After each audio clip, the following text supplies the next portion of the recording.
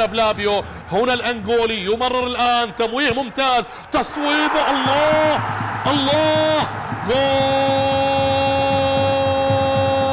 ولا أجمل ولا أروع، يا ساتر يا ساتر. عبد الرزاق قاسم بصاروخ، صاروخ قذيفة لا تصد ولا ترد، وبالثلاثة يسجل الميناء هدف ثالث بالدقيقة 90 عن طريق عبد الرزاق قاسم بتسديدة قوية وجميلة، ولا أروع ولا أجمل.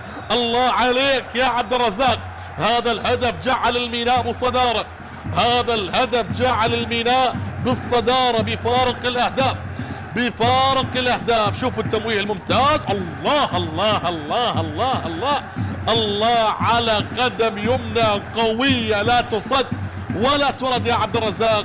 وهدف ثالث بالدقيقة الأخيرة يسجل الميناء بشباك فريق الغراف. الآن أصبح برصيد